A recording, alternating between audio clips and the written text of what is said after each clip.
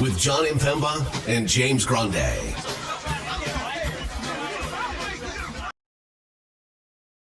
What is going on, FA Nation? John Impemba here with James Grande. Welcome into the Fantasy Alarm NBA DFS Playbook Live preview show. Not live show yet, preview show for 11 games here on the Thursday slate. The in-season tournament is over. Congratulations to the Milwaukee Bucks taking it down. Giannis. Yeah, that's true. Congratulations to James Grande for picking the Milwaukee Bucks. Thank you. Among the final four there. Giannis, first ever triple-double in an Emirates Cup NBA, championship finals, because it's only been 2 years. So first ever triple-double for him. But we're past it. We're through it. And we're finally back to some regular scheduled NBA content. What?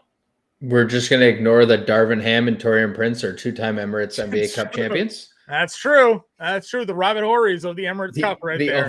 The only people who can stake their claim to two-time. Just remember this when we're going into next season, when we realize what team Taurean Prince is on. Just remember. That's right. You heard it here first. It's like in the MLB where a Will Smith has won the World Series for 5 straight years. That's insane. The two relief pitchers named Will Smith and then the catcher have been on the World Series championship rosters for the last 5 years. So Rangers, Braves, Dodgers, whatever it was before that, they've had a Will Smith on their roster. So if Darvin Ham is coaching anywhere and if Taurean Prince is on a roster, lay it down now for the Emirates Cup NBA championship. That said, full 11 games after no games on Wednesday, the championship on a Tuesday. And it's got everybody. And it's got some major injury news as well. As Luka Doncic had not practiced the last 2 days. Coming into this game against the Clippers as questionable. Now, Kyrie Irving did not practice 2 days ago. He did practice on Wednesday, so it seems like Kyrie will at least be good to go here. Jakob Jokic already ruled out for this slate. Could have Scotty Barnes back, upgraded to questionable.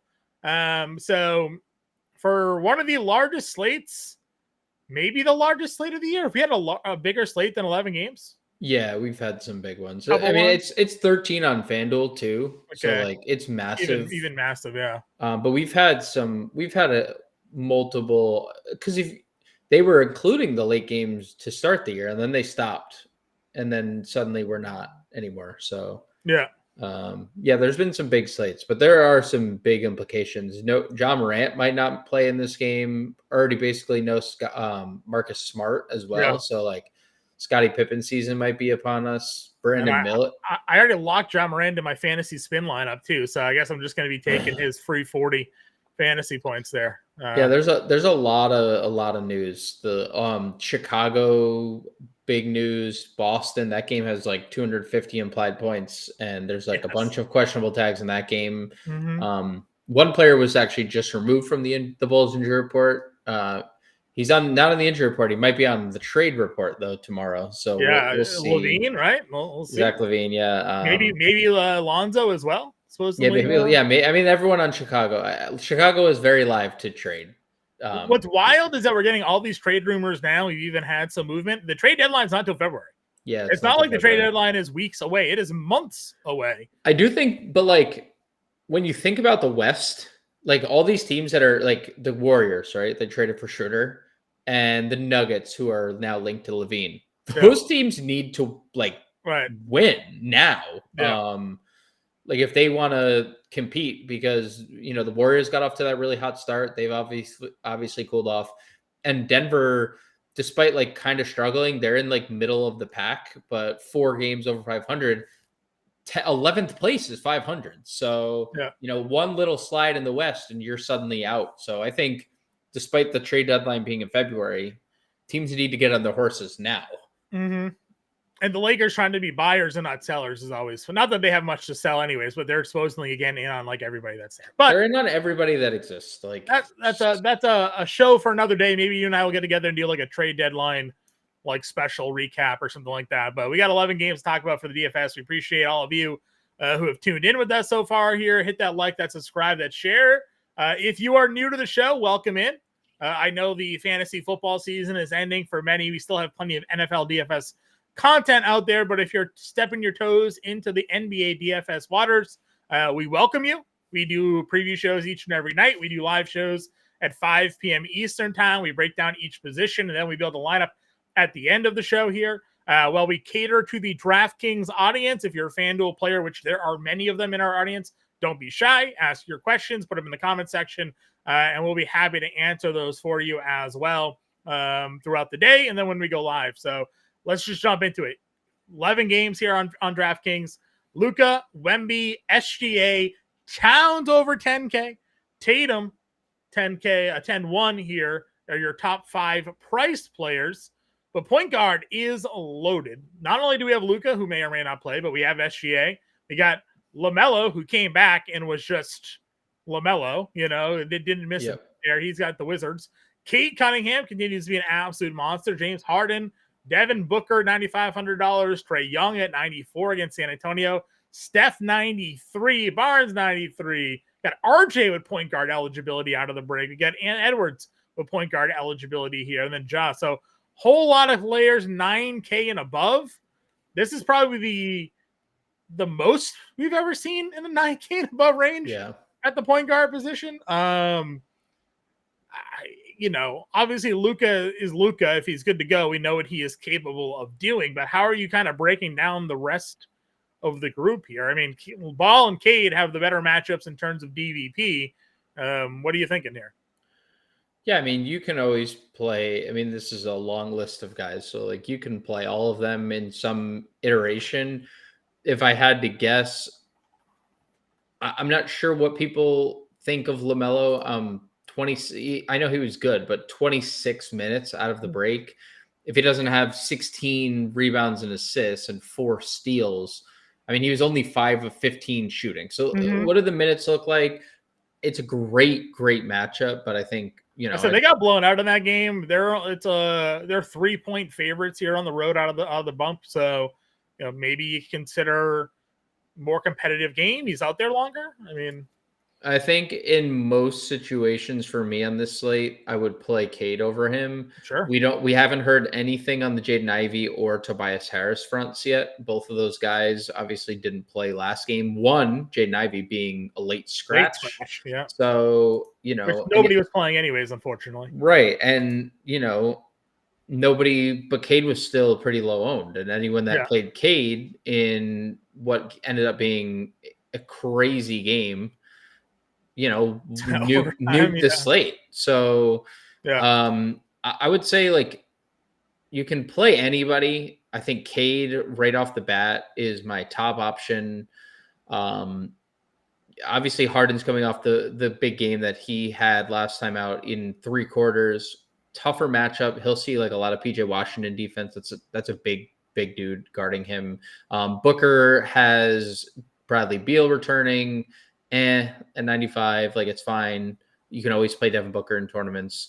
Trae, 9,400, I think is very interesting. All right. He has been shooting the ball a little better, slowly but surely, and we're getting like more consistent ceilings when that happens. Yeah. I like the spot against San Antonio. Really fun game environment. I believe it's the second highest total on the board. 233 third. Boston, Chicago by far. Golden State, Memphis is second, and then San Antonio, Atlanta's third. So, Indiana, Phoenix, so fourth. But still 4 out of 11, obviously in the top tier of the games. I like Trae.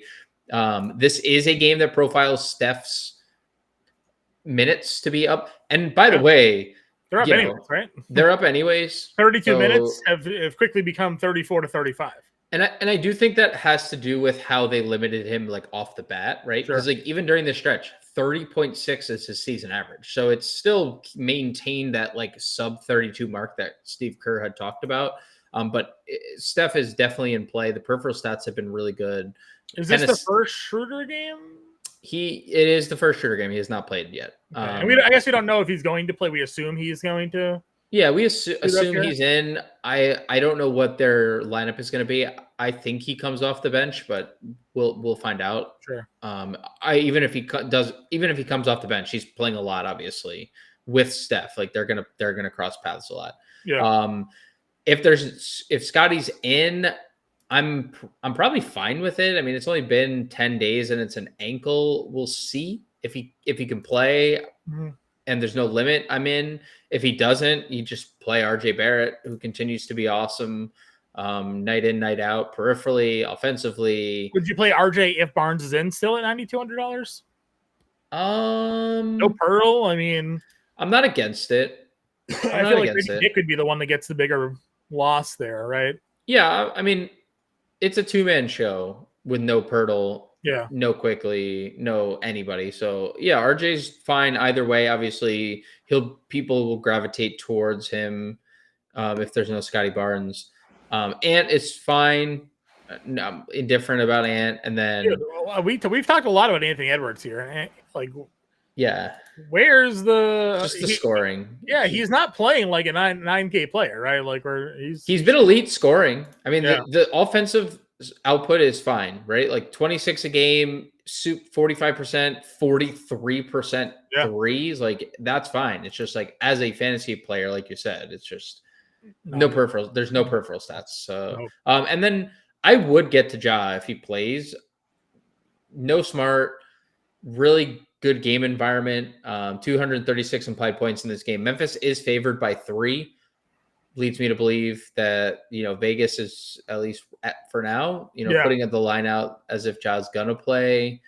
I was gearing up to play Ja at 9K given just the recent run that he's had. The minutes are. I played him in the Lakers game. It was very disappointing, but I don't regret playing a Ja that got 30 minutes and 20 shots. The best part about Ja lately has been the threes. I mean, he's never been a good 3-point shooter, but if he's going to be taking them and actually hitting, at like a 35% clip over the last couple of games, and obviously even greater in those pop games, I mean, the ceiling's going to be there for him. Yeah. And again, just to go to the depth of this position, below Ja Morant, you have a DeJounte Murray at $8,500. You have Halliburton at $84. Brunson down at $8,300. Kyrie could be without Luka Doncic, he's 82. I mean, all very talented players in this like mid 8K and range. I think of the tier, Tyrese Halliburton is my favorite. I know I haven't said that a lot, but well, we've been waiting. Yeah, right? he's definitely been better. Outside the Charlotte game, he's been pretty consistent lately. No, I'm not hanging my hat on consistency here with Tyrese Halliburton. I mean, this is a great spot overall. Phoenix has not been good defensively in any capacity. And this is another great game environment. Phoenix 21st in defensive rating this year. I mean, it's not going to get any better with Bradley Beal being in their backcourt either. So, the minutes are great for Halliburton. They're in win. Like they have to keep winning games. They've won 3 of 4 games, but they're still in the play-in right now. This is a team that was in the Eastern Conference Finals last year. So I expect Tyrese Halliburton to continue to, be more, offensive minded instead of just deferring all the time. Mm-hmm. I don't love the matchup for Murray against Houston. I'm good with it if you want to get there, just given all their injuries. I said the minutes and the volume is what the appeal is for him, right? I mean, he's been pretty legitimate. He's always been a great peripheral stat guy as well when it's kind of been like the, DeJounte Murray show going back to San Antonio days. So like we're right back to him being like an elite rebounder, an elite assist man. You're getting steals. Right. But the pace probably a little bit down on this one and, tougher defensive matchup for him. But Houston number 2 defensively. So it's just like I'm not they're banged up. So I'm not sitting here saying I wouldn't play him. I just prefer Halliburton. And then like you can always play Brunson. Really tough matchup against Minnesota, but you can another team that's been really good defensively. I think the Towns conversation we'll have will be a little bit interesting. Back in Minnesota first time. Or revenge game narrative, which I know you don't always believe in, but we'll get there. Orlando, still no Wagner, still no Banchero, Suggs. Matchup against OKC. It's not going to be a fun day for him. I don't want to pay $7,800 for that. I don't know if you agree or disagree. You got Jordan Poole against Charlotte. You get the right day for Jordan Poole. Washington here, high game total, close spread. I think people will see the DVP numbers and also not be that interested. Are you surprised to see that Charlotte's not allowing points to the point guard position? Like, is that just like LaMelo a good defender all of a sudden here? Like, what do we think? I ignore that column completely. So usually I do as well, for the most part. But not everybody does. Some people do look at it. 7K, there's Van Fleet. We get a questionable Giddey, which really brings us into the Boston-Chicago game. The Suggs thing, yeah, it's like, large field stuff only, because also the handsiness and SGA, that those two things do not mix. If he's going to be overly aggressive with SGA, it's going to be a long night for Jalen Suggs. But he does have a ceiling, so whatever. Washington is weird here because I think a lot of these guys are coming back. Kuzma practiced a bunch. Brogdon practiced a bunch. I think they're all. I don't know if Kuzma's going to play. I think Brogdon is probable. I believe we'll see what's going to happen. I'm okay with Poole in tournaments. I do think that them getting more healthy is going to hurt his 36-minute ceiling, because we hadn't really been seeing that when they've been at full capacity. So if everyone's out again, then I'm cool with Jordan Poole. If everyone's in, it really is large field stuff only. McCollum, we could talk about a shooting guard. Van Vliet didn't practice. Okay, he did practice the rest of the session that's not media related. It's a really good spot. So if you want to get to 7K Van Vliet, you mentioned the Bulls guys. So Josh Giddey, they're listing him questionable, which I find interesting because Billy Donovan had spoke to the media earlier on Wednesday and basically was he said he'd be surprised if Giddey played. So that doesn't sound questionable to me. That sounds more doubtful. So I'm under the assumption Giddey doesn't play. That would be my guess. And then we got the Levine news that he's not on the injury report. So Kobe White wasn't great the other day. He was incredibly bad. He got way better once Giddey left the game. Yes, he did. Giddey almost triple-doubled in 24 minutes. That's true. So. That's true. I'm not against playing Kobe White 68. Dude, we say this all the time. On paper, Boston should wax Chicago. But games aren't played on paper, and this game has 243 implied points. If Chicago is competitive at all against, a Boston team that may not have Kristaps Porzingis in this game, there might be 300 points scored in this game. The Celtics have actually taken a lot of heat of late, more locally probably than nationally, about their kind of lackadaisical defensive approach to begin the year. Maybe they're just they're very willing to try to outshoot you than they are to stop you at the moment. Because defending is hard. It's the regular season. We've seen them play some pretty high scoring games, and we've seen them lose some games against the Bulls. Yeah, where we thought that they were going to be better defensively. So while in terms of individual players, they're all we consider to be pretty elite defenders, 1 through 5 for Boston. Defense is an efforts game, and in game, what are we at? 38, whatever game we are in the middle of the season here, they don't 27. Yeah. So not every night does the defense show up, and they're just willing to shoot more threes than anybody in the league. So that happens sometimes. So I'm with you. I'm not really shying away from these Chicago guards thinking well, Drew Holiday and Derek White and all them are great defensive players. Sure, they are when they want to shut you down, and they'll do that in May. They'll let you shoot on them in December. So do you know who's made the second most threes this year, John? Is it the Bulls? It is. Yeah. I mean, I'm not.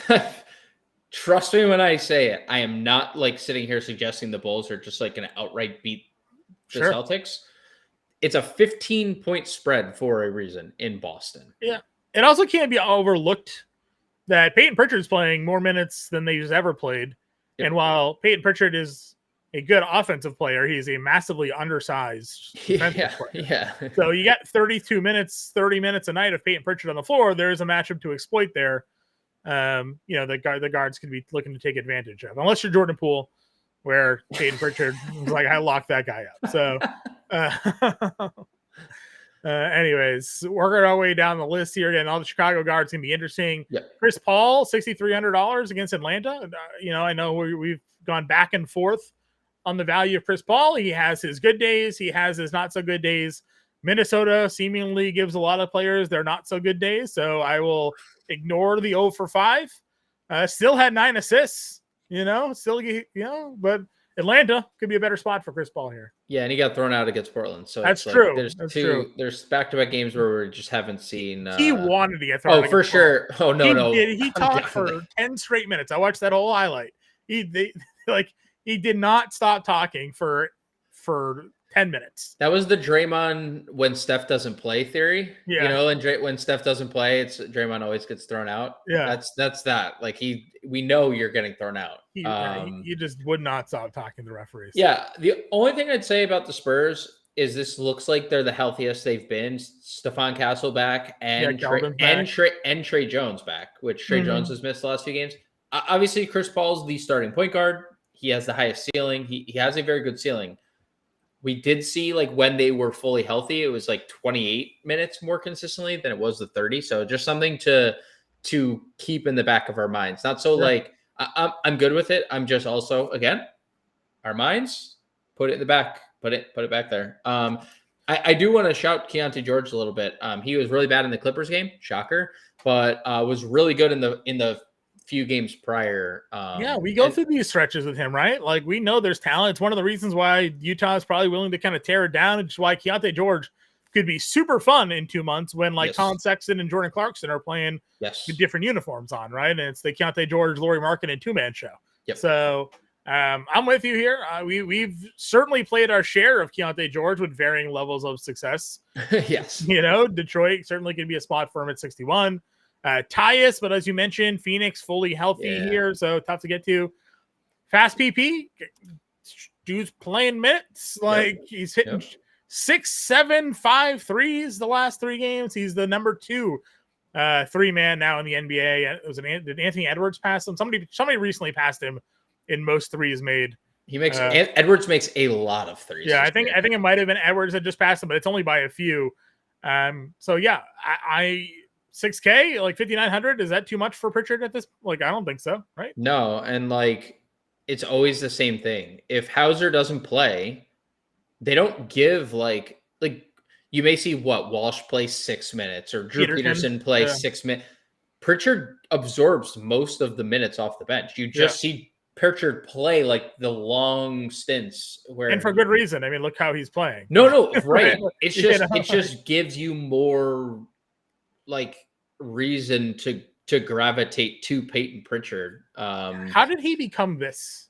How did Peyton Pritchard? They just played him because they just played him. They never played him. You just honestly, John, shots and John. He did this just against second and third units, right? He's always done it. It's just been never where he's gotten the chance to do it. He's Peyton Pritchard. No, he's gonna win the 6th man of the year, and it's as long as he stays healthy, it's not even a close competition. He's running away with it. Yeah, it's pretty wild. So he's $5,900. So and in every scenario, he's in play here because if the game blows out, it's Peyton Pritchard show. If the game doesn't, he's playing 30 minutes, and if it's 244 implied points against the fastest team, or actually, I think second. Nope, they retook. Them and Memphis are now teetering. Bulls Memphis are now teetering 1 and 2. Pretty crazy how good he has been there. He has been amazing. You mentioned Brogdon. There's Coke Carrington there as well, $5,500. We had the quote, Ben Simmons is going to be our full-time point guard, and he's going to play at the fastest pace, blah, blah, blah, blah, blah. We got 31 minutes out of Ben Simmons in a game they lost by 29. What do we do? It's a great spot. What do we do, right? It's a great spot. We haven't seen this all year for the most part. Yes, he got up here 27, 27, 26, but we didn't think we'd see it consistently. The peripheral stats have always been elite with him. If he's going to play those kind of minutes, it's whether or not he can score.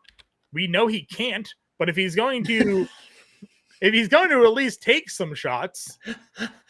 The way you just described that was amazing. Well, we know if he can score, but we know he can't. We know he can't. Happen. He's had some of the most horrific shot attempts in the league this year. But dude, 5,400 against Toronto. Is he Canadian? He's Canadian, isn't he? Is he Canadian guy? I don't think so. No, okay. Maybe, I don't know. I don't think. I don't so. know. I thought Ben Simmons was. No, he's Australian. No, he's Australian. Yeah. Okay. He's Australian. I knew he wasn't States. So, anyways, 5,400. If he's gonna play 30 plus minutes, dude, that's not. There's some real upside here. Okay, let me ask you this. Okay. What do you make of this? What's his usage rate in that game? So I'm looking at I don't have it. I'll tell you in 1 second. I'll pull that up. What do you think of this? So he played the 30 minutes, obviously. Yeah. He played a lot in the first half. 8-minute first shift, came back in 8 minutes. So he played 16 first half minutes. Okay. That's a lot of minutes, obviously, for Ben Simmons. Mm-hmm. Ben Simmons checked out with the starters at the 7:13 mark of the fourth quarter. Okay. Checked out with Dorian Finney-Smith, checked out with Cam Johnson, checked out with Nick Claxton, checked out with Jalen Wilson. Okay. Ben Simmons is the only one of those players to return to the game. And he played the final 3:38 of the game with Keon Johnson, Shake Milton, Day'Ron Sharpe, and Tyrese Martin. Why do you think Ben Simmons closed that game? Get his minutes up. Do you think that it is just them ramping him to getting, hey, other teams, look at this guy. He could play 30 minutes now. I think it's a few things. I think one, there's been a lot of talks, obviously, of Simmons being, I've seen reports that Simmons would be a trade and then buyout guy, where he gets included in a Dorian Finney-Smith deal or something like that. Cam Thomas, Cam Johnson trade, he gets included in, then gets bought out and goes somewhere.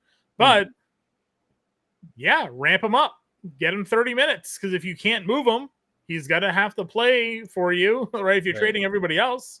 So, and listen, when he was at Philadelphia before all of his injuries, he was a 35 a night guy, 35 He was a very good play. He was scoring or not. Obviously, he was a better scorer back then when he wasn't afraid to shoot the basketball. Yeah. He was a very good basketball player back then.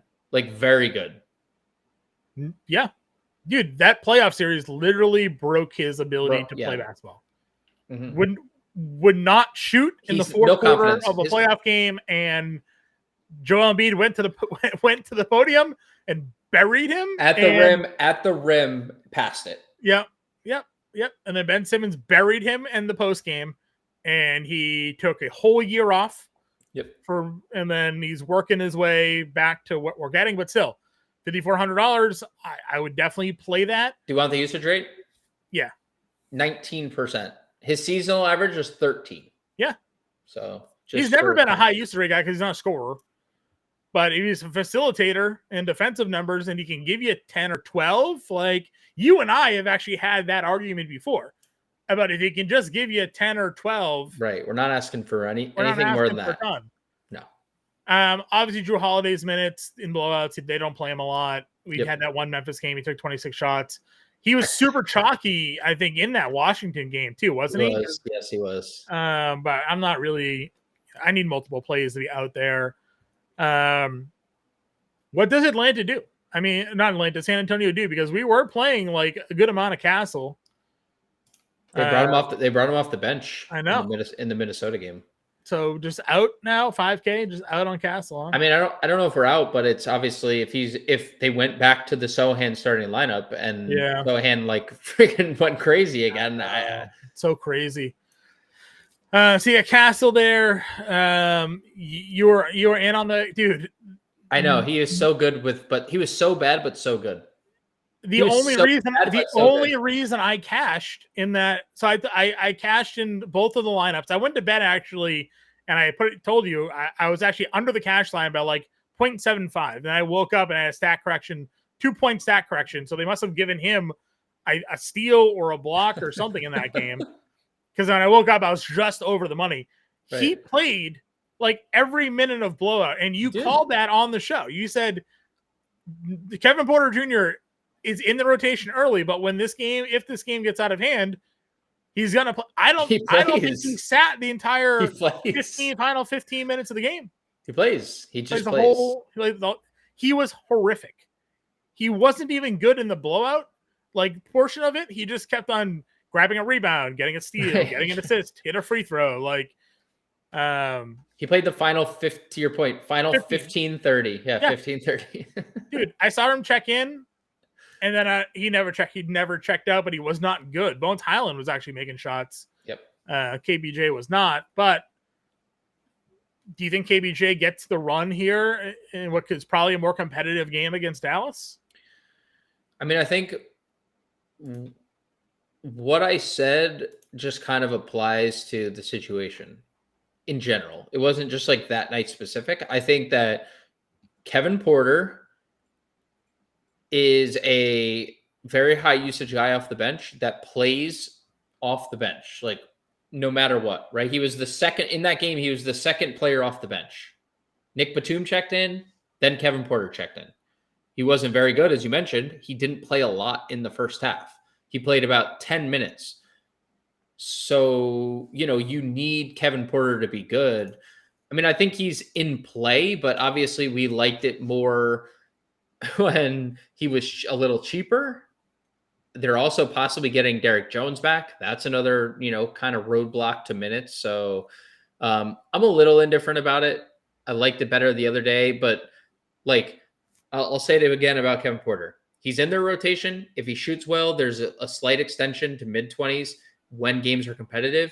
And when games are not competitive, he just plays because they play him in all the blowouts. So kind of indifferent, if that's where your lineups take you. Sure.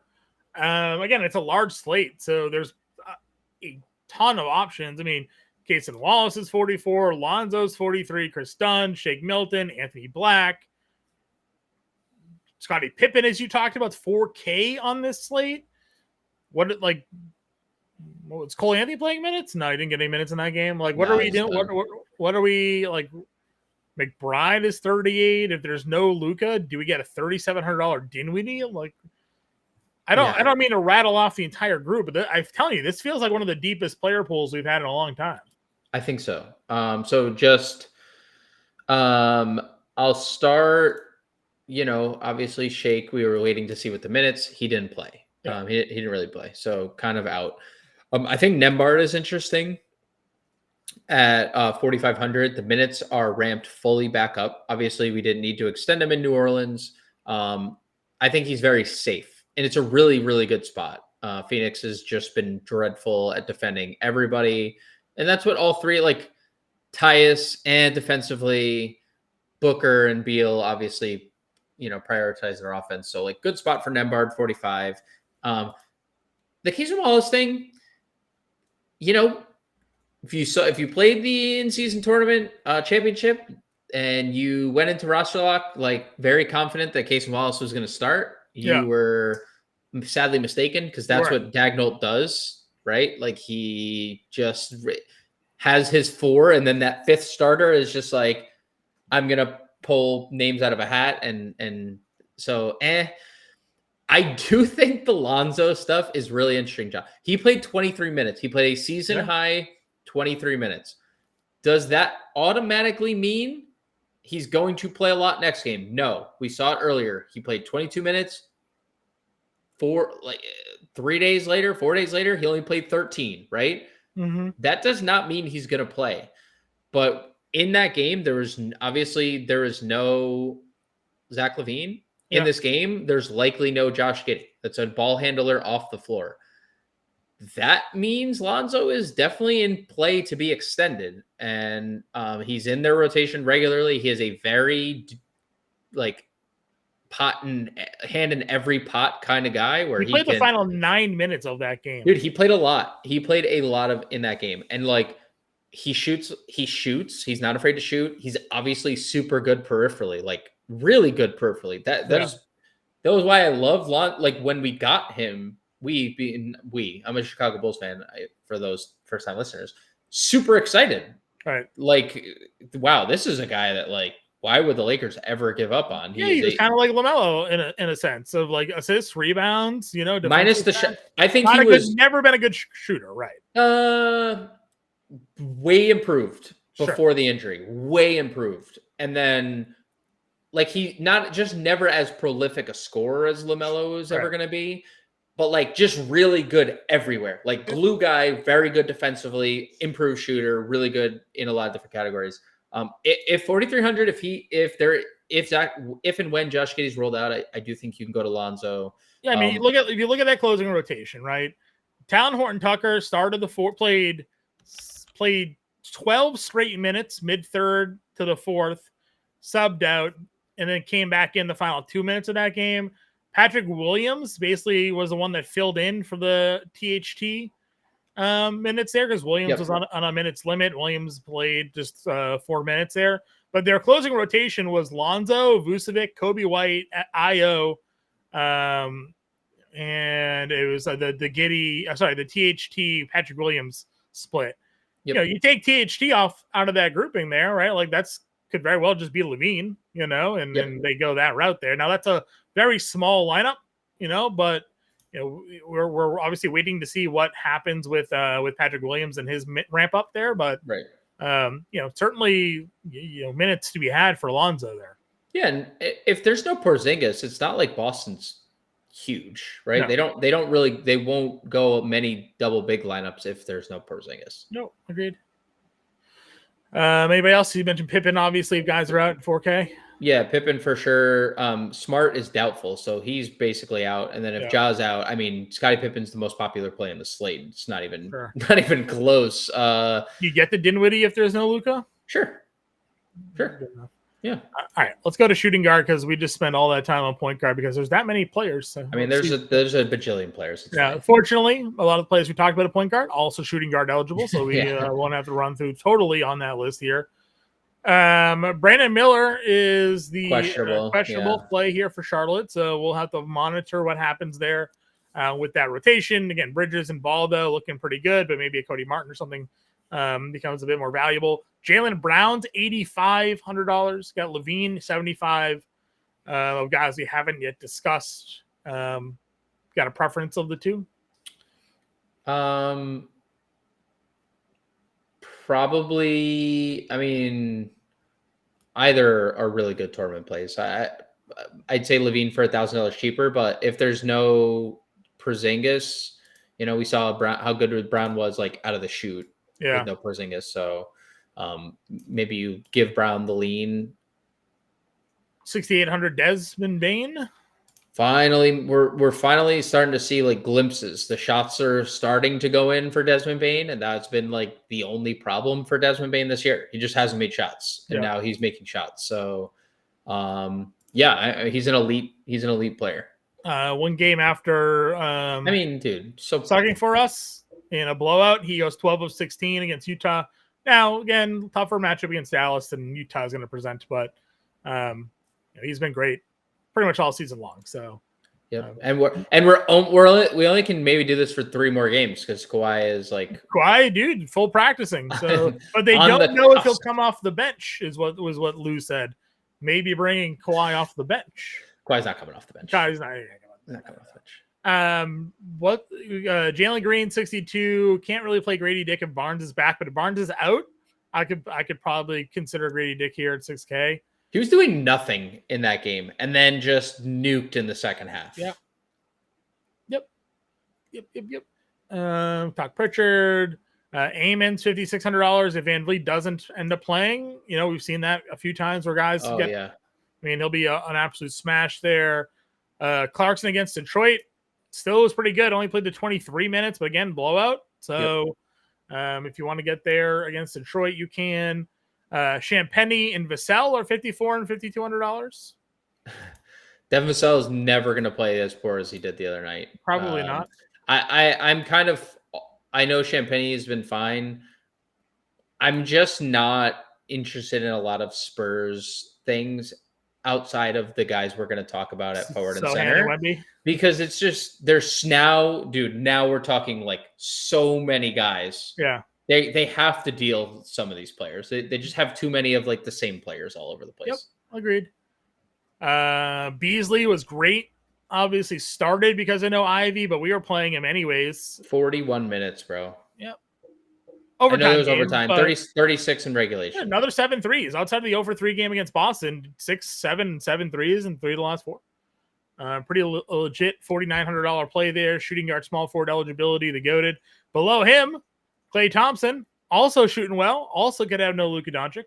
$4,900. Pretty good value there. I know the Clippers are a team we don't often go up against, but it does exist in that matchup. I do think something like this for Klay, who's too cheap, by the way, right? If he's going to make shots. I do think it would, like, any matchup kind of benefits him if Luka's playing, because like all the best Clipper, Chris Dunn is not chasing Klay Thompson around. Chris Dunn is going to be guarding Luka or Kyrie. Kyrie, right? Yeah. And then if Derek Jones Jr. plays, who's questionable, he's going to be guarding the other one. So like Klay's just going to be flying off screens with Harden, right? Like Harden, or because like Harden or Norm, but I feel like either way, that's a plus for. Are they starting Amir Coffee right now or no? They did, but it just depends on Jones. Yeah. I'm always in on the Atlanta guys. Yeah. I won't quit Bogey. 46 is a really good price. I get it. Last 2 games for him, nothing special. The lack of peripheral stats, and if you're not going to hit the shots, but I still like the offensive potential there at 46. Anybody else for you? Chris Dunn is fine. Sure. Hardaway had that crazy stretch in the 4th where he made like 3 straight. I know. Shout out to Prince if you're watching. Shout out to Prince. If like the only scenario is if Jaden Ivey and Tobias Harris are. Well, that's what it was at the time when we talked about it. There, Jaden Ivey was in. Right. The post lock hit, and then Jaden Ivey wasn't. So Tim Hardaway ended up having an opportunity to actually make some shots. So yeah. All right, small forward. Jason Tatum, 10-1. A whole bunch of guys we've already discussed until you get the Cam J at $7,100. So among the top overall spend ups, where does Jason Tatum rank for you on this slate? Let's see. Among the top spend ups, so I like him more than Towns. Okay. I like him more than SGA. He's probably honestly on the same level as Wemby and Luka for me. Okay. Just pace of play and Tatum nuke slate. Dude, 244 implied points. There's possibly no Porzingis, that opportunity for more rebound, more opportunities for everything for Tatum.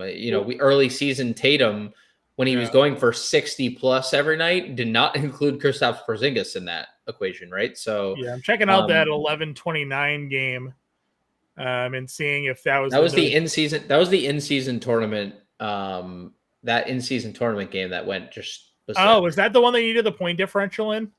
Yeah, they needed the point differential. Okay, yeah. So Zinger and Brown played in that game, and Tatum just went nutty.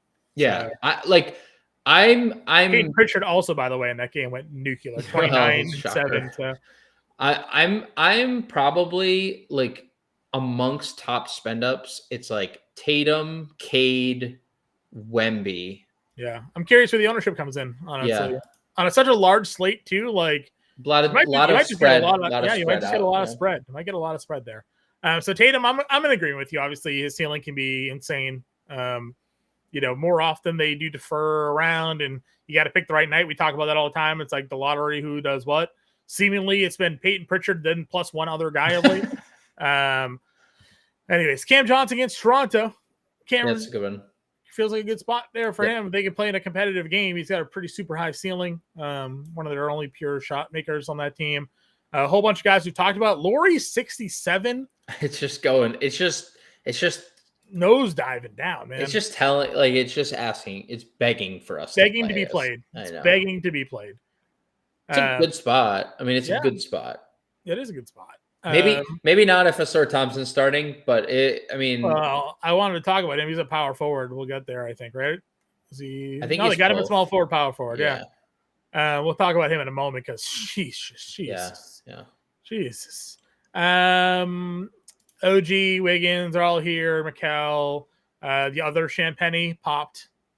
But you say everybody's what do we think? Do we think he's just playing? So I don't know. All they Kuzma is ramped up, but it says he didn't practice. They're all listed questionable. I mean, Corey Kispert was in $1,000 price practice. bump was the last time. Yeah, I mean, he's been amazing. I'm assuming he's going to be in their rotation. I don't know. At this point, how do you take him out? Yeah, I don't think he's going to start unless everyone's out again. If everyone's out again, like if they're just running the same team, I get it. If it's probably still too. I mean, it is. I shouldn't say probably. It is too cheap based on what we've got. You got. I mean, 6K 5X would be 30. He's just under that. He got 42, 34, right. 32, 47. And like there's max minutes, even in blowouts. He's just out there. There's been no downside to playing him. So, and I feel the same way about Koulibaly. If everyone's out, I say the same exact thing about Koulibaly. Like they lost by 14, and that game was competitive for the most part against Boston, and the Cleveland game too. And Koulibaly has just been great in both. Washington maybe is finally starting to look a little smart because people didn't think Koulibaly knew how to play basketball last year. Yeah, well, I mean, they knew they knew was like, oh, he can play really good defense, but he knows nothing about the offensive game. And you know what? Like, it takes people different development stages for everybody, and that's sports, right? Like people just growing 4 inches in the offseason also helps. That's true. We'll look out for your next growth spurt in Washington. Exactly. Yeah, I'm okay if it's like status quo with that Washington team, then I'm good with both of them. Okay. Got DeAndre Hunter, who again is a guy that I just like to play. Bucket, broke his 20-point streak there, but gave you 7 rebounds. Yep. Shots are always going to be there. He's not shy about taking them, and you got the 30 minutes. Herb Jones, 38 minutes, 37 fantasy points against the Pacers. Was not very good against Sacramento. Still got you 23 fantasy points there. Feels like too cheap of a price point here for Herbie at 53. Yeah, dude, he's just playing and playing and playing and playing. And the minutes, if he's going to play minutes, then we'll just play him.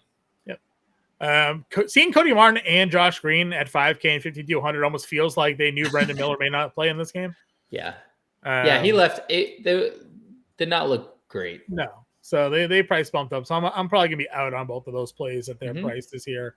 Let's just go to Oscar Thompson because where did I say he was? He's down to 4,400. Toby has to be out for this play to hit, I assume, because he wouldn't start otherwise.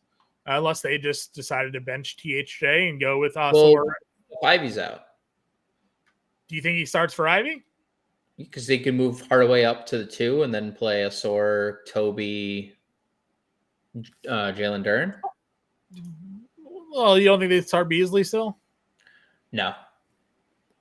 Unless he takes Hardaway's spot, but they hadn't been starting Beasley. Well, they started Beasley with Ivy out. I know. I'm just asking. Like, what if it's not like Osor was the fill-in for Toby? Sure, but what if he? I'm not saying Beasley didn't because Beasley was great too. But what if they're just like, screw it, we drafted this kid 5th overall last year? Like, yeah, I guess it's possible. Regardless, if he's in the starting lineup, it's great to see they let him play 27 minutes. I had even tweeted at a couple of Detroit beat writers being like, "Got an idea for minutes here? Like, what are we thinking?" And not one responded because they don't respond to degenerates. No. So they knew why I was asking and they wouldn't tell me. But you and I talked about it on the show. They're like, what if he plays? What if they just let him play? He played 20 minutes that second game, and then they were kind of just limiting a little. Boom, 27 minutes. He broke the slate. 40 fantasy points. And I joked with you too. Within the first 8 minutes of that game, he had 4 points, 2 rebounds, a steal, but 2 fouls because he was a foul happy guy last year. Still had 5 fouls in this game, but he had 5 stocks and almost doubled. So, $4,400 if he's in that starting lineup against Utah, man. Yes, you're gonna be plugging. Yes, you're gonna be plugging some Oscar Thompson in your lineup. Yes, I don't have yes. Just yes. Just yes. Would you play anything else down here? Maybe Coffee if there's no Derek Jones. He was really good the other day. Played a bunch of minutes. He started. They moved him into the starting lineup. He played a bunch of minutes. THT wouldn't benefit from no Giddy, right? No, I think that's. I mean, he could. Straight Levine play. Yeah, he could. I mean, he's playing. I think that's more Levine than anything. But I mean, Yeah. People called him out on the show, I think it was too, or in our Discord, maybe someone mentioned THD, and we're like, I don't know. Then he played 25 minutes. Played 25 minutes. Yeah. Anybody else? No. Okay. Power forward. Talked Tatum already. KD 9K against the Pacers.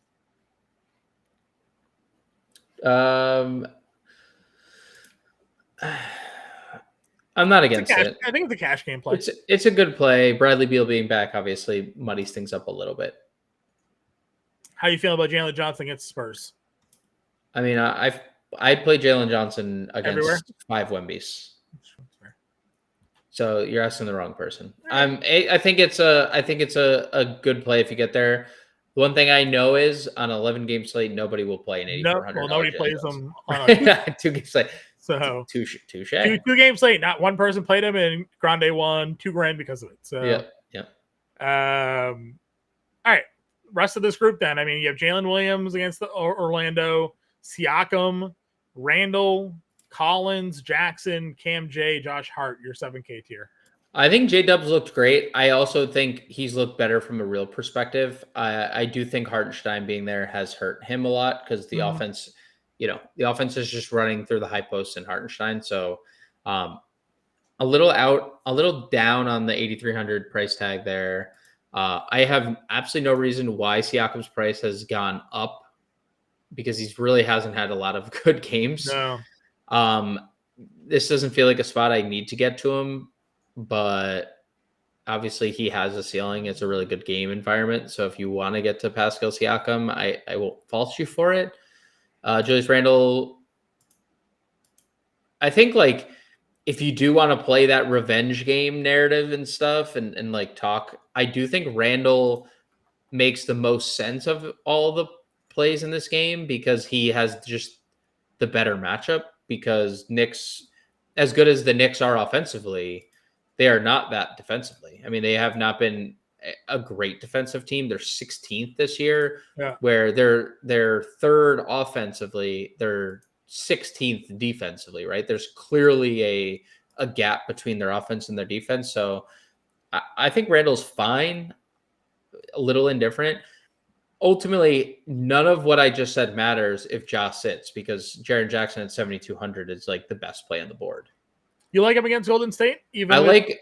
I have been so impressed in every matchup with Jaren Jackson because he's been so good. He's been so good offensively. This is the first time I've even seen him in foul trouble, I feel like, all year long, too, with this Lakers game. The minutes have been great for Jaren Jackson. The offensive efficiency has been really great for Jaren Jackson. He's making a bunch of threes this year. The rebounds are what they are. The stocks are back for Jaren Jackson. This is like $1,000 too cheap for the player that he's been. That game has 236 implied points. Sure. If there's no Ja Morant, forget it. I don't care if it was the Monstars. I'd be plugging Jaren Jackson at 7,200. He has a massive usage rate. No Ja Morant this year. And his usage rate with Ja Morant is pretty good. His usage rate on the year is 28%, right? Like that's including Ja on the floor. Ja's 33, Jaren Jackson 28. When you remove Ja Morant from the court, right? As this updates, and I will leave the people waiting. Jaren Jackson is a 33.5% usage and is 1.5 fantasy point per minute player. I'm plugging that into my lineup, Golden State matchup or not, and I'm moving on and I'm living with the result. He scored 32 against them in a game this year. 32 actual. It's no arguments here. Where else are you looking to go? Nowhere. Jaren Jackson. No. I was gonna say you were talking Jeremy Sohan. Yeah, I would play Jaren Jackson, by the way, just for the record, if Ja's in as well. Just throwing it out there. Yeah, I mean, we talked to Jeremy Sohan earlier in the year and talked about how good he was. And that really hasn't changed in all the games that he's been extended in since returning. Every single game that he's been extended in, he's put up 30 plus fantasy points. The rebounds haven't really gone anywhere with like, even though like the 15 rebounds. I mean, where did that he's been insane. But that was Sohan pre-injury too. So it's not the production has been great. You know what's funny is I had a tweet about Jeremy Sohan prior to his injury, and people were kind of dogging him because he doesn't shoot like outside of like the. He does not. He does but not. Who cares? No, who does? Who cares? Right? Like he out of the what's the charge circle? What do they call that? The restricted area. Restricted area, yeah. Yeah, he basically was like only shooting within the restricted area. I'm like, all right, well, he's 7 of 10 from the restricted area. Where's the problem? Right? Like, dude, you know what? I saw this tweet the other day, and I was like, huh. I was like, someone tweeted a clip of Jeremy Sohan like getting to the rim and like getting to that restricted area, like where he wanted. And it was him dribbling the whole way up the court. And they're like, maybe the point guard experiment wasn't bad for him because right. like now he can get to all of his spots, dude. He can get to like all the spots he wants to. And you're right. Like who cares? If you go to NBA Advanced Analytics and look at Jeremy Sohan from his like shooting ranges, like he's just all at the rim. It's all at the rim. And in the tweet that I had was about like Wemby's like stretching outside and like teams are switching off of him. And right. I was like, yeah, that's great because Sohan is like destroying that. Like, oh, well, Sohan's only shooting at the rim. I said, who cares? Right. DeAndre Jordan only dunked for a whole season. Blake Griffin like only dunked for a whole season. And the guy's going to average 15 and 9 because he's at the rim. Who cares? Right. Like, so right. I get it. It's a 3-point league. I get it. But like, guys shooting 70%, we'll take that too. Agreed. When Luka was out, PJ Washington destroyed. He did. Now that at that time, I think there was also no Clay. Yes. As well. Yes. But I mean, if there's no Luka, I think we retest the PJ Washington experiment here. Yeah, I'd say it's probably $200 too expensive, but we said it like from the jump. Luka came back and he stopped rebounding. He's like, I don't have to rebound anymore. Because Luka told him to stand right there and not move. Exactly. And like as soon as Luka goes out, he's like, oh, I get to rebound again. Fun. Yeah. So yeah, I mean, fun for him, right? It's he'll be vastly overlooked though because Kuminga is here at 62 and Kuminga's been really good, and Miles Bridges is here, and Miles Bridges has been really good. So like, I get it where PJ might be no Luka, but nobody will play PJ Washington because everyone's going to play Kuminga or Bridges. Yep. Again, I really like Bridges in this spot against Washington on the court. On the court, yeah. The minutes got up to 28. Could have been higher if it wasn't a blowout, probably, but. Had it there. And then, as you mentioned, Kuminga, 30 minutes. It's been good. Shocker. Shocker. He's a great player. I'm so surprised. Let me tell you something. I am so surprised that he's scoring 20 points a game. Let me tell you, I'm just shocked by this, John. It's not like I tweeted this before the year, like, hey, great best ball pick this year because Jonathan Kuminga is going to have to score 20 a game for them to be competitive. And then they're like, actually, let's not play him. And then they're like, oh, huh. The league it took 15 games and then the league figured us out and like we should probably play this guy. So yeah, Kerr's just being an idiot there. Do you play Sar? I mean, they've just been playing Sar at center. Like they have been playing Sar at center. I mean, now Mark Williams is obviously starting, but with a significant limit still too. Yeah. I think Sar's in a pretty good spot here tonight, and maybe a chance to actually see a ceiling minutes game, like if they are in the competitive one.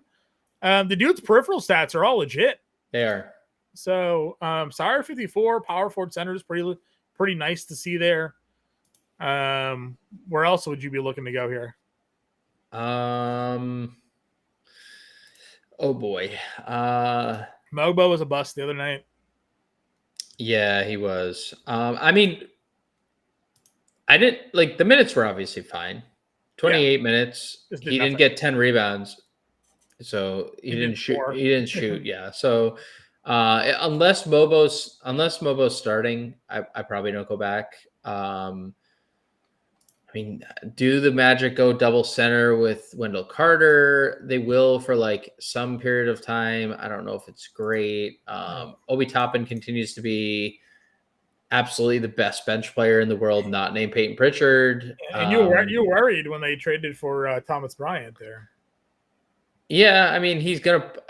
He went from 23, 31 back to 21 because they had to get Thomas Bryant his minutes. I'm fine with like both those plays. Asora is down here at 44. Brandon Clark's minutes absolutely evaporated as soon as Zach Edey came back. They just Patrick Will. I guess like the Patrick Williams thing is interesting. He started on Monday, so what will they do third game back? I mean, 4,200 for a guy playing 20 minutes is in the range of playable. So I know it's in the range for playable for guys that shoot, and he's just afraid to shoot. Took 6 shots in 21 minutes. No Levine, granted. I would obviously like to see more minutes. This was interesting the other day. So part of the Mobo issue was Chris Boucher got dusted off. I don't know if you saw that. Chris Boucher played 21 minutes and was like Chris Boucher. Yeah. He was good. No Pirtle in this game. We're expecting they'll probably still start Bruno Fernando, right? But like, yeah. So if there's if Barnes is out, like just out, not playing, do they go back to this or is it just too risky for you? And again, they were using Boucher as at the 5 based on what does Popcorn Machine have here? Let's see. Pirtle barely played in that second half of that game. He got hurt. Yeah, right. That was when he got hurt. Yeah. And Boucher was the one who subbed in. Kelly O and Boucher's minutes overlapped in this game. So they played one of those guys at the 4. Boucher played the whole first half, end of the first half over Mobo. Yeah. So he was playing the 4. Yep. At least from what it looks like. 4 and right. 5. Like some 4, some 5. He played like, but he didn't play any minutes. Jacoby Walter. They used the Delano Banton strategy here with Jamal Shed, who played the final 12 minutes of the game. Yeah. All right. So Boucher could definitely be in play with Pirtle out. Anything else for you? I don't think so. Simone played 24 minutes for what that's worth. I don't think we'd want to go there, but he did play 24 minutes. Center has Wemby at 10-7 against Atlanta. No Okonkwo, by the way. I know for an extended period of time. I think 4 games. Yeah, so you're gonna get a full run of Clint Capella, and Triple J at the 5, or not Triple J, Double J, Jalen Johnson at the 5, and Larry Nance. Yeah. So something to consider with those guys out of the Eka out of the rotation there. Where is Nance power forward eligible?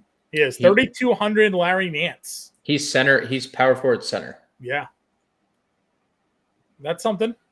I personally don't know how much Clint gets extended, but we'll see. Anyways, Wemby's here against Atlanta. Can play him if you want. 10-7. Get there. Very good. Very good at basketball. Towns has also been elite. Matchup. Yeah, it's the revenge game. It's the whole back in Minnesota.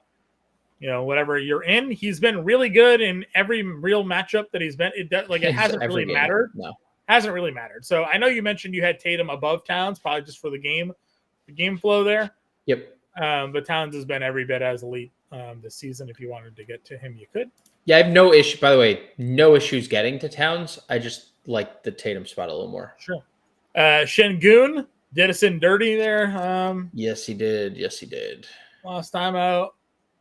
Gets Golden State, though. He was awesome. Should be a better matchup for him against the Pelicans. I like the spot. At 88. If no Porzingis, Vuk is pretty interesting at 86.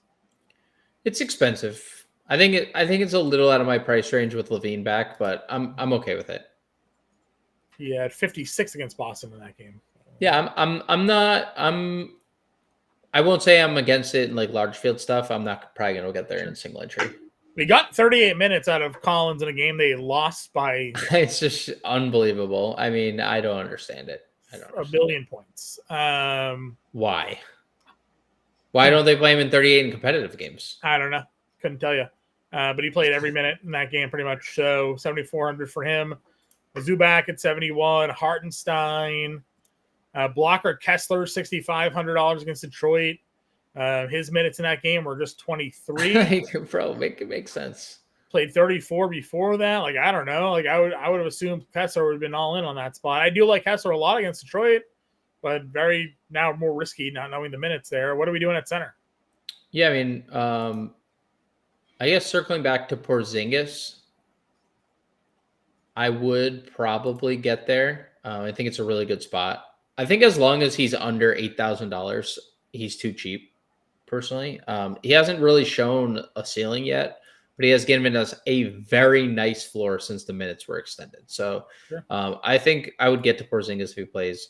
I'm definitely interested in Zubats. This guy has to be one of the most improved players in the NBA this year. Yeah. And it's unfortunate that it's not going to get like any consideration. And when Kawhi comes back, like the numbers probably dip, but 3 straight games, 37 plus fantasy points, and his price has gone down from the peak of that. So I like Zubac 71 quite a bit in tournaments. Hartenstein, the scoring has been really nice for Hartenstein lately. Just, the peripheral stats haven't been as good as they were earlier. Not as many rebounds. He is a very able and willing passer, very, very good passer. So, I'm good with it. Not like as convicted, I think, as we were earlier in the year. I think Miles Turner is in a really good spot. The minutes have been a little bit concerning for Miles Turner. A couple of the games he was in foul trouble. The Pelicans game was a blowout. So, but I do think this Phoenix spot is really good for him. Sure.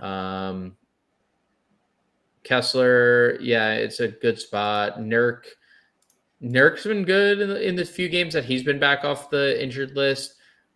The minutes are always obviously a concern with Yusuf Nurkic, but if he were to play and be extended, then I think that he's in play. The Kelly O thing is weird because they haven't extended him at all, right? It doesn't feel like they want. It doesn't feel like they want to. They had an opportunity to, and they didn't. So I'm not really in on that. I'd rather play Sar, as we talked about, at $5,400.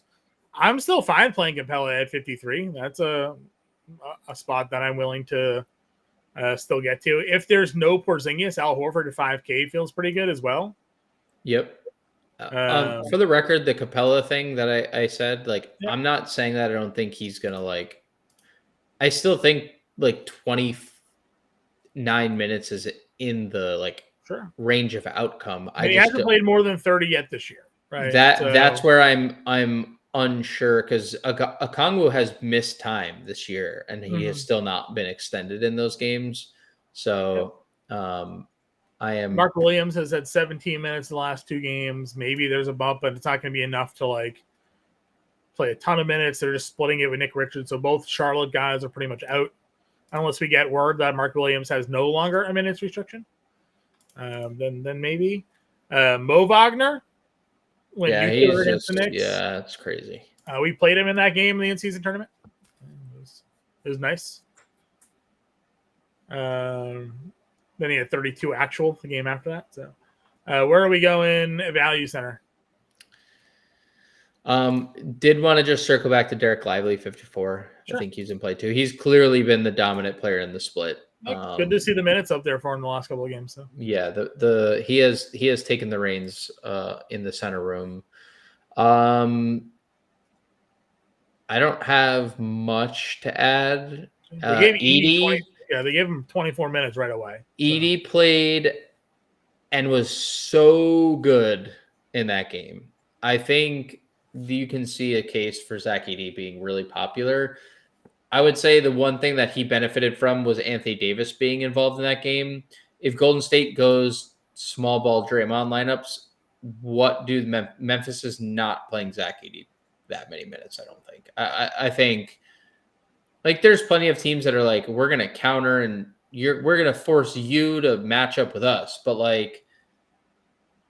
what is Zach Edey going to do against Golden State when Golden State's 5 out and Draymond's just hitting? And if Draymond makes a couple threes, well, Zach Edey's done, right? They're not playing him. So I do think he's in play, but I'm a little hesitant to get there.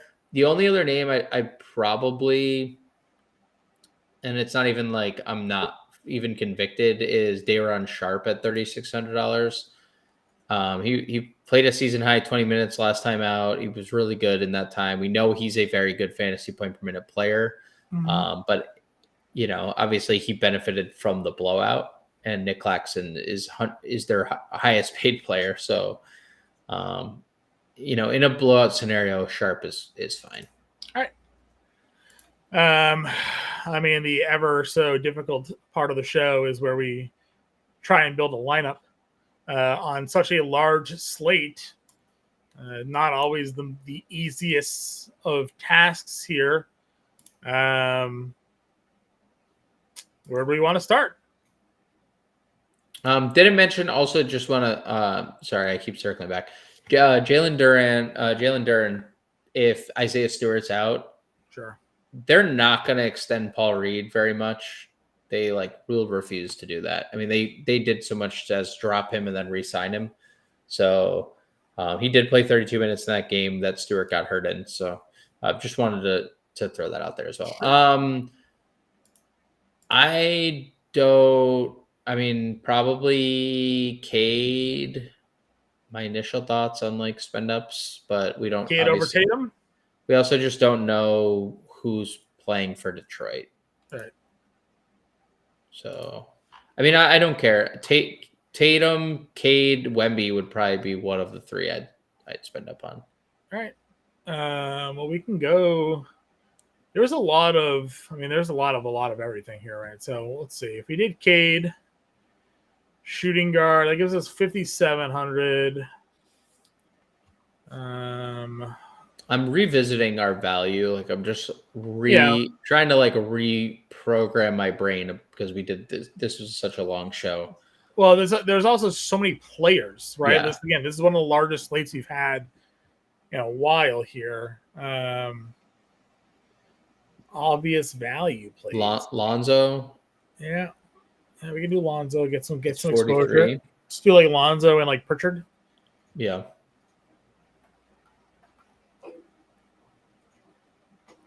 $6K a play. The obvious thing that we're not going to do is we would play Oscar Thompson is just a plug and play if he's starting. We just obviously have no idea to know that right now. No way to know. Yeah.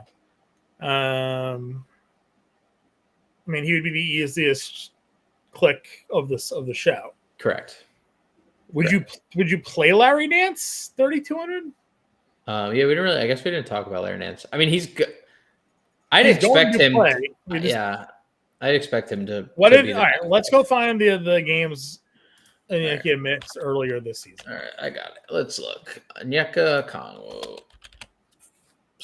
Let's go to Basketball Reference. That never ever slows my computer down ever once. Always, especially when you have 10 tabs open. All right, so he did not play 10-20. So go to 10-28. Yeah, that's the first game of the year that Larry Nance played. He played 23 minutes. He had 31 fantasy points. What did Clint play in that game? 10-28. Let's see. Clint Capella in that game played 25 minutes. Okay, 11-3. So it was an exact split. 11-3 was the next game that he did not play, and Larry Nance played 25 minutes in that game. So the two games that Okongwu has not played, Larry Nance played 23 and 25 minutes. He had 31 and 24 fantasy points in those two games. Yeah, and he played more than Clint in that game. So that feels like the plug of the day right now. Yeah, I like it. Now, that has to be, right? I was going to say, did they have Hunter and all them? I don't think they did, right, in those games? They did not. Yeah. Hunter was definitely not Bogey. Bogey got hurt in the first game of the year. Yeah. So the Pelicans game, they did not. They also played David Roddy 25 minutes in that game. So easy to hand the 25 easy minutes. Hunter minutes. Yeah, easy Hunter minutes there. Let's see, the Washington game. Also did not have Hunter. They gave Roddy 20 minutes in that game. So, again, could give those minutes. Garrison Matthews played 24 minutes. Garrison in that Matthews one. played So 24 minutes. could they go more minutes to Bogey and Hunter and play Jalen Johnson at the 5? I guess that could be a path.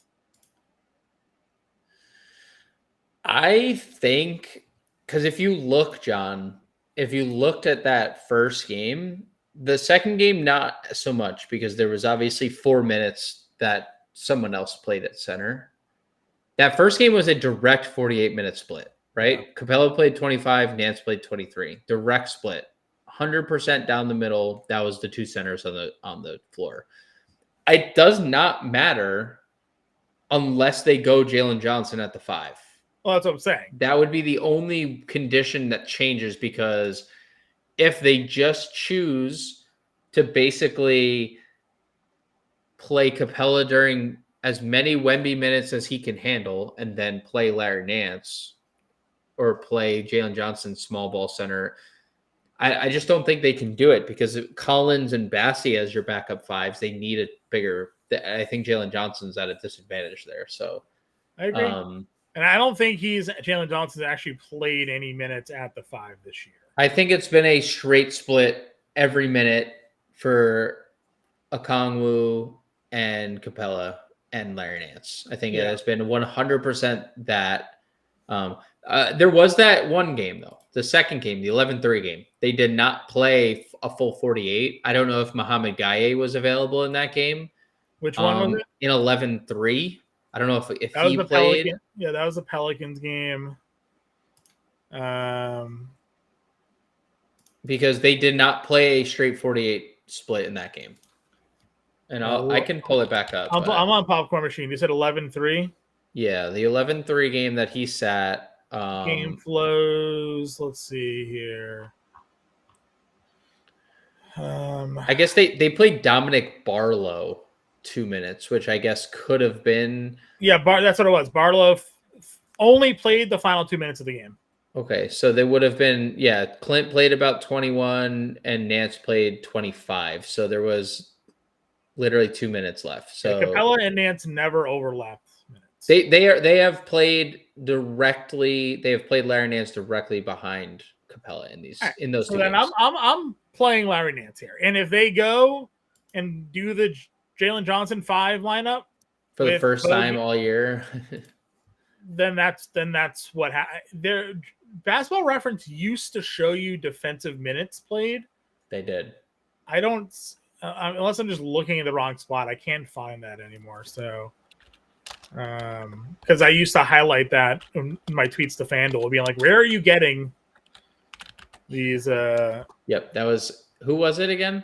Siakam and OG Anunoby, I think it was. You were abusing. Okay, it's right here. The position estimate. So, yeah, they have Jalen Johnson 87% at power forward, 13%. Last year they had Jalen Johnson 5% center. So. Let's not let today be the 5% center day, right?